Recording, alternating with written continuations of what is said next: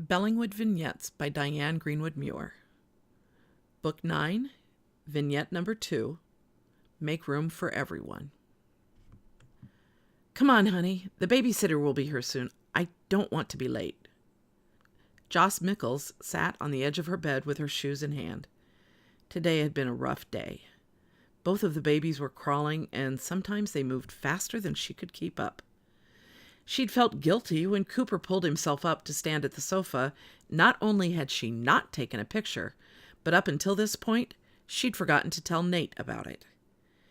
She looked up at him with weary eyes. It would keep. Maybe Cooper would do it tomorrow afternoon when they were all in the living room at the same time. Later that afternoon, Sophie had been playing with her favorite soft book when her brother decided that he wanted it for himself. Joss had turned around for just a second, and all of a sudden the two were screaming at each other. She wasn't sure why today was worse than any other day. Maybe it was because she was looking forward to a romantic evening with Nate. They hadn't had too many of those since the twins had come into their lives. Or maybe Sophie and Cooper had picked up on her desperation. After 8 months, though, she thought that they'd gotten past all that. It wasn't teething. She knew that sound. Oh, did she know that sound? Joss? Nate was standing in front of her, holding her coat. Where are the babies? Why aren't you watching them while I finish dressing? Cindy's here. Already? He looked at his watch. Are you about ready? Joss put her feet into her shoes and stood up. I'm sorry. It wasn't the best day around here, and I need to shake it off so we can have fun this evening. Nate helped her into the coat and kissed her nose. You'll have fun, I promise. I am looking forward to it. How late can we stay out? He chuckled. First it was our parents, and now it's our children. Do you miss the days when no one cared what time we got home? Sometimes, and not really. Does that make sense? She wouldn't trade any point in her life for these days with Sophia and Cooper. But there were moments when she craved a little freedom. Oh, it does, he said. Do you want to say goodnight to the kids? Are they happy with Cindy right now? Absolutely. Then let's slip out so they don't have to watch us leave. He escorted her to the Impala. Joss didn't care what car they took, but whenever Nate had an opportunity to take his baby out on the road, he grabbed it. The weather had been rough enough lately that it had been trapped in the garage, but tonight was special, and they only had a few blocks to drive to Sycamore House. Nate had already warmed the car up, and Joss leaned into him as he drove. She felt warm and snuggly this evening, just like one of their date nights back when they were still in college. Where are you going? She asked as he drove south past Sycamore House. It's a nice night for a drive, don't you think? You made me think we were going to be late. I might have exaggerated. I just wanted to spend some time with you, all alone. Joss squeezed his arm. Are we going parking? I could get into that. We're a little old, don't you think? Can't you just imagine Ken Wallers pulling up beside us, shining a flashlight into the back seat? He knows this car. He wouldn't think a thing of it. Except that he'd worried something was wrong, and he'd stop to check on us, and there we'd be, in flagrante delicto. And besides, there's a perfectly comfortable bed at home. Joss let out a very audible sigh. I knew it. We've gotten old. There's no spark left. You never take risks anymore. Honey, he said, patting her hand, don't be ridiculous. I've never been a big risk taker, especially when it comes to having sex in the great outdoors. That was true. She tried to get him to make out with her on the beach during their honeymoon, and the poor man had done nothing but look around, worrying that someone might sneak up and catch them. She let him off the hook. It's okay.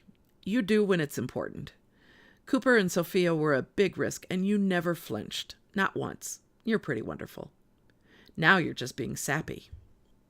I know. It's a good thing I don't have any wine in me yet. She took a breath. When do you think we should get back on the list to adopt more children? She felt him chuckle beside her, and then he said, after the day you've had with those two and you want more? I told you I wanted a house full. Did you ever meet my friend Janet? Nate shook his head. I don't think so. She was the 5th of 12 kids. She had 2 older brothers and 2 older sisters, and then there were, Joss had to think, 2 more girls, 3 boys, and then a set of twins, a boy and a girl. Their dad was a doctor, and they lived in this huge, sprawling ranch house out in the country. It was always a crazy zoo out there, but they had so much fun. And now that they're all grown up, they come back with everyone for immense family reunions. That's what I want. You want 12 kids? Maybe not that many, but a lot. Are you going to let Mom come out and help with all of them? He cackled evilly. If I have to. Joss leaned back. That would be so perfect, though. When they get older, their friends will come over and the house will be complete chaos. Joyous chaos. You know, it probably won't be just like that. There's always the potential for tons of problems. It can be just like that, she insisted. It's all in how you look at it. That's why I love you. Nate pulled off the highway onto a gravel road and directly into a driveway. He got out of the car and came around to open her door, offering his hand to help her stand. What's this? He left the car's headlights on, shining on an old, dilapidated 2-story house with 4 other buildings in close proximity. Trees and brush had overgrown most of it. Nate turned on his phone's flashlight app, shining it on the concrete driveway, then held her close to him while they walked. He stopped, bent over, and opened a red cooler that had been left on the ground. With a flourish, he pulled out 2 red roses and presented them to her. I was thinking this could be your sprawling ranch house. We'd pull everything down except that building over there.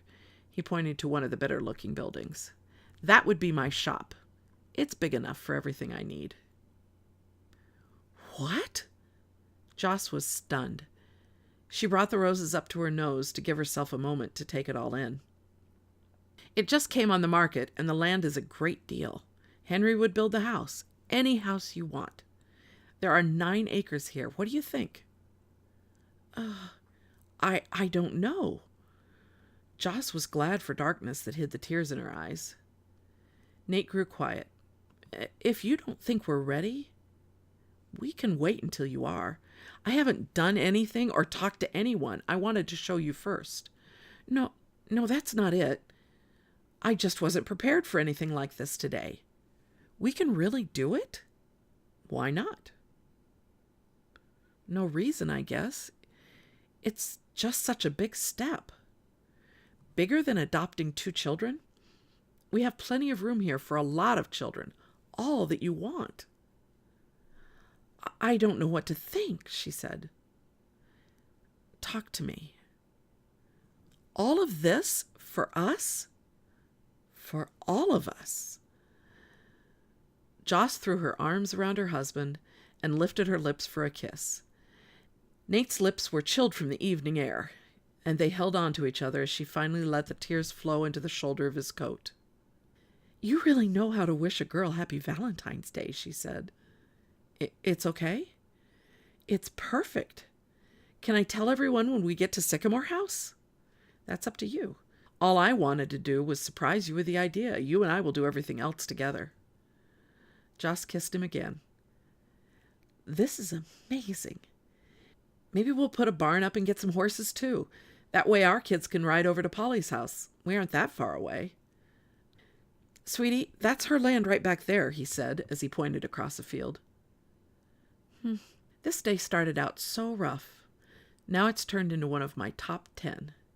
Thank you.